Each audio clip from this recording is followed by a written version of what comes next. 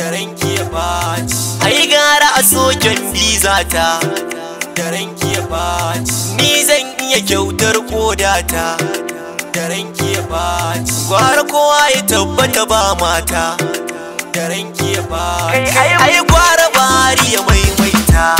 Assalamu alaiki, na zo gare ki kanwata, aki saurare ni ga sako na ki karanta.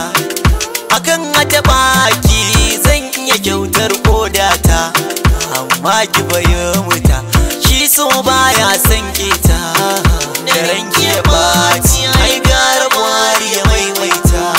Soyayya jigo wanda yi take yarda, ai guna ku hakika kin wuce tsada yin tsada.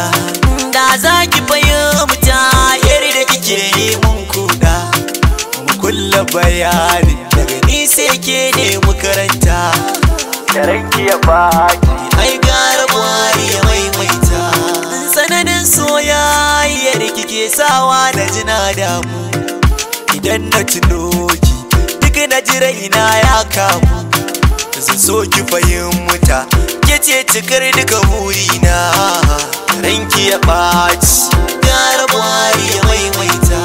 Murmushin nan naki shine ma babbar hujjata, yanayin motsinki ke jijjiga mini kodata.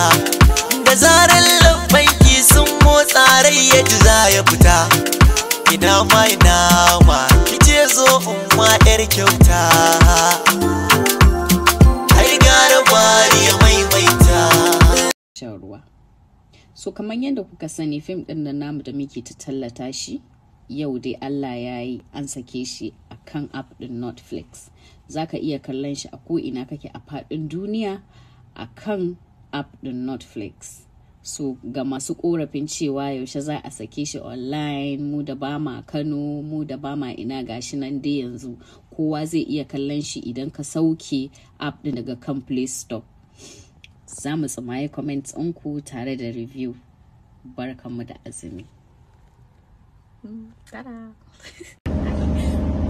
Hi, salamu alaikum. Sunana Rahama Sani, kuma yadda kuka sani ina mai farin cikin sanar da ku cewa gobe idan Allah ya kai mu zan kasance tare da ku a Hausa.